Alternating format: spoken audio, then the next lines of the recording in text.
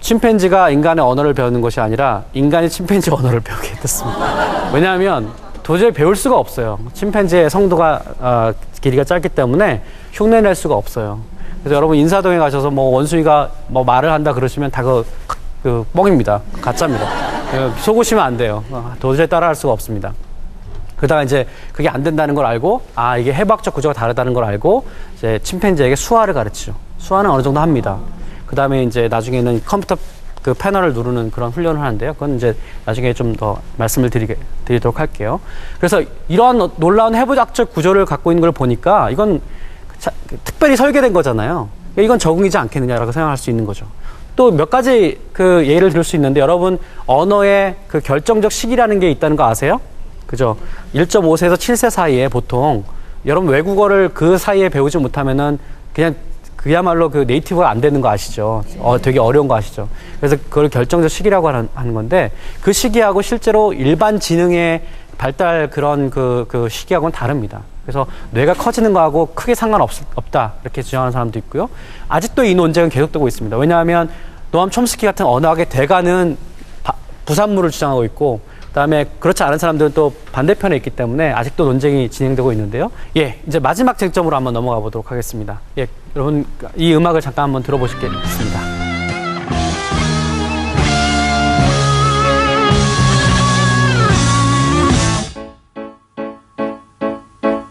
I see a little silhouette of a man. Scaramouche, Scaramouche, will you do the fandango? Thunderbolts and lightning. 어떤 노래죠?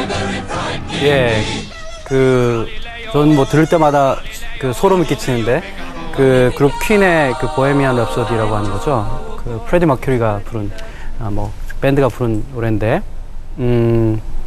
뭐 다들 좋아하실 거예요. 근데 저는 이 음악을 들으면서 이렇게 전율을 느끼는 지점이 있는데, 그게 뭐냐면, 느리게 진행되다가 어느 순간에 뭐 갈릴레오 뭐 이거 얘기 나오잖아요. 그래서 빨라지죠, 그죠? 그러니까 박자가 한번 바뀌어요. 그 다음에 이제 잘 들어보시면 또 쭉 빨라지다가 본래 템포로 돌아옵니다. 그래서 이제 한 5분, 6분 정도 되는 아주 명곡인데요, 그죠? 사실 모든 뭐 음악에 박자가 있다는 건 너무나 당연하고, 뭐 꼭 박자가 있어야지만이 이렇게 박자가 변해야지만이 이렇게 뭐 음악이 아름다운 건 꼭 아닐 겁니다. 뭐 여러분 잘 아시는 비발디의 사계 1악장 같은 건 알레르고로 계속 지속되잖아요. 그러니까 꼭 박자의 변화가 중요한 건 아닌데요. 중요한 거는 모든 변하는 거에는 템포가 있다는 거죠, 그죠? 템포가 있습니다. 그러면 생명이 변하는데도 템포가 있겠죠, 그죠? 템포하고 그런 박자와 어떤 양상으로 변하나 이런 것들이 있을 겁니다. 그 진화의 속도와 진화의 어떤 양상을 두고 지난 150년간의 큰 논쟁이 있었습니다. 그 논쟁이 이제 마지막 우리가 살펴볼 대논쟁이에요. 여기 이제 두 가지 그래프가 나옵니다. 첫 번째 그래프는 점진론이라고 하는 거고요. 그래서 왼쪽에 보시면 시간이 지나가면서 이렇게 매끄럽게 곡선이 그려지죠, 그죠? 또 오른쪽 그래프는 약간 계단식이죠, 그죠? 예. 어느 순간 쭉 어떤 형태가 유지되다가 갑자기 형태들이 확 변하고, 그죠? 이 두 가지 패턴 중에 어떤 것이냐를 가지고 지난 150년간 다윈 이후로 수많은 사람들이 논쟁을 했습니다. 그 논쟁의 또 그 중심에는 공교롭게도 리처드 도킨스와 스티븐 제이 굴드가 있어요. 물론 다시 돌아가면 다윈이 있습니다. 다윈이 종의 기원을 처음 냈을 때 토마스 헉슬리가 이런 얘기를 했어요. 그 초파를 딱 보더니 다 이제 보고, 당신이 참 너무 훌륭한 책을 썼는데 자연은 도약하지 않는다라고 하는 그 격언에 너무 이렇게 매몰되어 있는 것 같다. 그 격언을 너무 신경 쓰는 것 같다. 그렇게 얘기를 한 거예요. 그래서 이제 왜 그런 걸 잘 들여다보면은 이렇습니다. 다윈이 종의 기원에서 인정했던 것 중에 하나는 뭐냐면, 실제로 자기 이론에 따르면 생물이 점진적으로 변해야 될 것 같아요. 근데 실제로 화석을 보면 생물이 점진적으로 변하는 것이 아니라 이렇게 어느 순간 가다가 뚝 끊어지거든요. 그다음 뭐 계단식으로 뚝 하나가 또 생기게 되고, 중간 단계라고 하는 건 점진적으로 다 있어야 될 것들이 다 보이지 않거든요. 그래서 이건 뭔가 좀 문제가 있다라고 생각을 했습니다. 문제를 인정을 했어요. 그러면서 뭐라고 얼버무렸냐면, 이거는 화석 기록이 아직은 불완전하기 때문이다. 그러니까 계속 화석을 잘 채취를 하게 되면 그렇게 되면 이제 우리가 그 중간 지점들을 다 찾아낼 수 있을 것이다. 이렇게 생각을 했던 거죠. 근데 그러고 나서 100년이 지났습니다.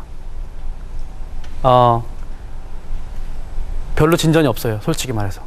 그래서 사람들이 의심하기 시작하는 거예요.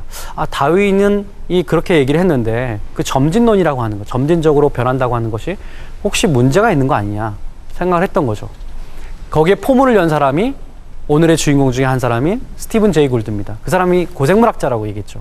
고생물학자는 화석을 만지는 사람이에요. 그러니까 그 얘기를 권위 있게 할 수 있겠죠.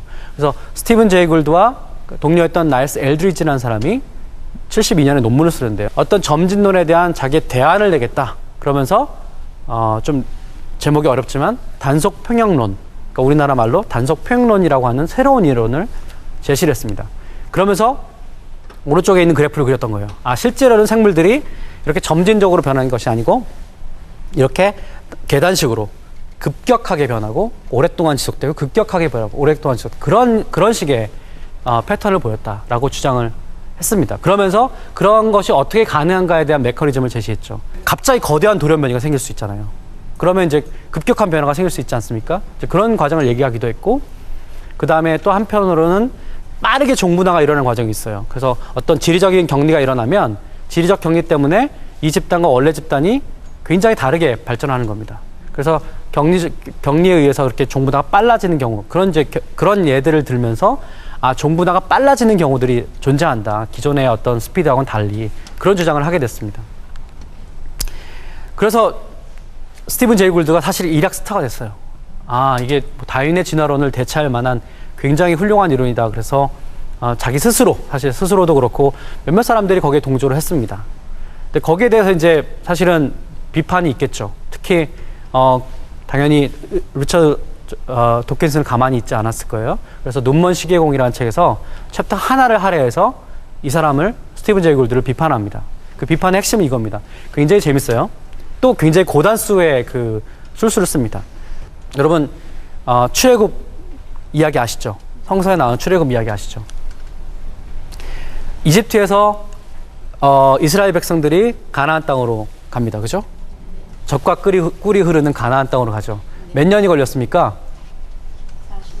여기 뭐 성경을 읽으신 분이 별로 안 계신 것 같은데 40년이 걸렸죠. 40년이 걸렸어요. 역사학자 A라는 사람은 이렇게 해석을 합니다.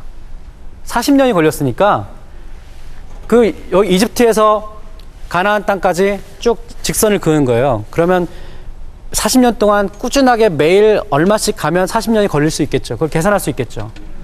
실제로는 그렇게 갔다라고 주장하는 사람이 있어요. 역사학자 A. 역사학자 B는 그게 말이 되느냐.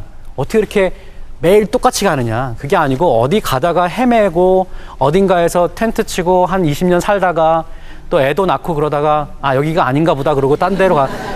이게 실제 역사 아니냐. 이렇게 주장을 해요. 여러분들 어떻게 했어요? 어떤 역사가 더 그럴듯합니까? 역사가 B죠. 그죠? 당연히 그래요. 그러면 여러분 잠깐만 생각을 아까 점진론과 단속평형론으로 가봅시다. 이 관점에서 단속평형론을 주장하는 사람은 역사학자 A겠어요? B겠어요? B죠. 그죠? 왜냐하면 쭉 가다가 어느 순간 지내다가 또 가다가 지내다가 헤매다가 그죠? 점진적으로 쭉 간 사람들은 A라고 얘기할 수 있겠죠. 그죠? 그러면 여러분은 좀 이상하죠? 왜냐하면 도킨스가 지금 갑자기 굴드 편을 들어주는 것 같아요. 이거는 있을 수 없는 일이잖아요. 여기에 반전이 있습니다. 무슨 반전이 있느냐? 이런 거예요. 스티븐 제이 골드, 네가 지금 논쟁의 판을 짜는데 단속평형설하고 그 다음에 점진론을 비교해야 되는데 점진론을 비교하지 않고 실제로 아까 역사학자 A는 어떻게 생각했죠? 같은 속도로 40년을 가는 거죠. 이거는 같은 속도예요. 등속도예요. 등속론하고 그 다음에 단속평형론을 지금 비교하면서 단속평형론이 더 그럴듯하다고 얘기하지 않느냐. 근데 사실 우리가 얘기하는 거는 등속론이 아니다. 누가 등속론을 주장할 수 있겠느냐. 그건 말도 안 된다. 점진론이라고 하는 거는 같은 속도로 간다는 뜻이 아니다. 이렇게 주장을 하는 거예요. 이게 지금 사실 판을 쭉 짰는데 그 판이 잘못된 판이다. 라고 문제를 제기하는 거죠. 허수아비를 놓고 지금 비판하고 있다. 이렇게 얘기하는 거죠. 여러분, 지금 이 판이 얼마나 재밌는 고단수의 판인지 여러분들 느끼실지 모르겠습니다.